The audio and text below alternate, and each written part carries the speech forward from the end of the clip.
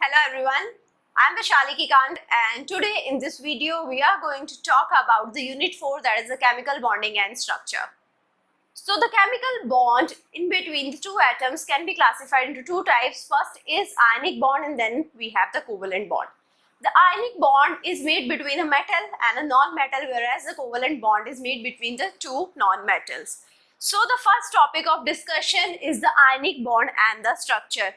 We are first discussing what is the ionic bond. As I already told you, it's made between a metal and a non-metal. So we have a positive ion which is made from the metallic elements by the removal or loss of the valence electrons, right? So if I have magnesium, we can remove the two electrons from the magnesium and it can be formed as Mg2 positive, right? So this is the magnesium ion that we have formed by removal of two electrons. Now we have the negative ions which are formed from the non-metallic elements by the gain of electrons. Like we have oxygen, it can gain two electrons and it can form O2 negative, right? So why oxygen gained only two electrons? Why I didn't write three or one electron over here? Why magnesium lost two electrons? Why I didn't write one or three electron over here? Because the electrons are gained or lost to achieve the nearest noble gas electron configuration, right? The electron gained or lost to make the ion isoelectronic to nearest noble gas, right? If I have hydrogen's nearest noble gas is helium, right? So what we are going to do, we are going to see which is the nearest noble gas, how many electrons it has. We are going to gain or lose the electrons so as to make the given element or atom equal to having the equal electrons equal to the noble gas, or it is also called the isoelectronic to the nearest noble gas. This property is not true for the transition elements, because in the transition element I already told you we can have like Fe2 positive as well as Fe3 positive, which is both Fe2 positive as well as Fe3 positive is not having the isoelectronic configuration to the nearest noble gas. So number of electrons lost by group 1 or 2 elements will be equal to group number. Like the magnesium 2 positive is having the group number 2, so it lost 2 electrons. The number of electrons lost by group 13 element, like we have aluminium in the group 13, so the number of electron lost will be equal to group number minus 10. So 13 minus 10 will be 3. It is going to form aluminium 3 positive ion. The number of electrons gained by group 15 to group 17 will be 18 minus group number. So if I have group 16 element, like we have O2 positive, so 18 minus 16 is equal to 2. So it is going to gain 2 electrons. Like oxygen gained 2 electrons. Now this is the magnesium atom. So in the magnesium atom we have in the first s orbital we have 2 electrons, then in the p orbital we have 8 electrons, then here we have the 2 electrons. These 2 electrons are here which are not equal to noble gas electron configuration. So these are the excess electrons. Now what we can do, we can remove these 2 electrons and we can make the magnesium ion which is isoelectronic to the nearest noble gas. So magnesium, here 2 electrons, here 8 electrons with the 2 positive. Similarly, we have oxygen. In the oxygen, in the first S subshell we have 2 electrons, then in the P subshell we have 6 electrons. We need 2 electrons to make it equal to the isoelectronic to the nearest noble gas. So what we did, we took 2 electrons. These 2 electrons are gained over here, and in the p orbital we have 8 electrons, but here we have the negative sign.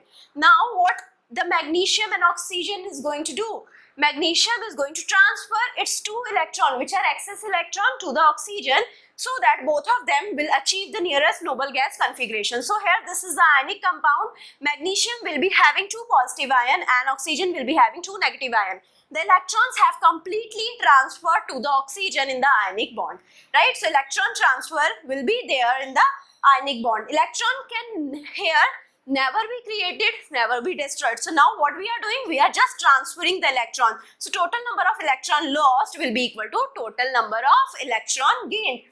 Ionic bond, which is this bond, ionic bond is made by electrostatic attraction between the oppositely charged ions. Now for the calculation of the electrostatic attraction, there is a law called Coulomb's law, right? So Coulomb law is going to give me the force between the two charges. So the force is equal to K Q1 Q2 upon R square, where K is 1 upon 4 pi epsilon naught, Q1 Q2 upon R square. What is Q1 and Q2? These are the two charges, right? It can be positive or negative charge. Now R is the distance between the two charges, and epsilon naught is the electric permittivity of the vacuum or free space.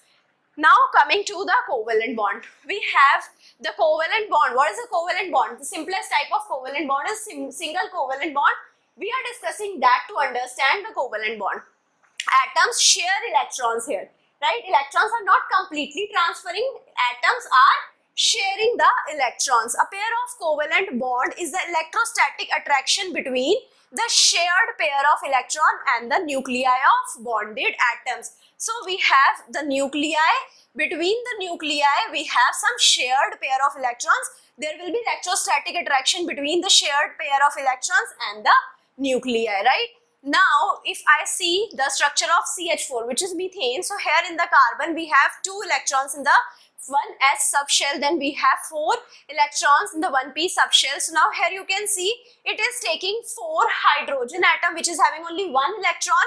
So this electron, the 4 hydrogen atom, is going to be shared with these electrons in the outermost shell of the carbon atom. So that in the carbon we have 2, 2, 2 and 2, that is 8 electrons in the outermost subshell. It gained the nearest noble gas configuration, and in the hydrogen we have 2 electrons in the outermost shell. So hydrogen also reached to the helium, which is again a noble gas. So now this is the normal structure that we have. We can have the Lewis structure representation here as well. So in the Lewis structure representation, electrons are represented with a dot, and we have the symbols to represent the atom. So see here, these 2 dots represents the 2 shared electrons between the carbon and hydrogen, and these 2 shared electrons can be represented in the terms of covalent bond, which is represented by a line as well.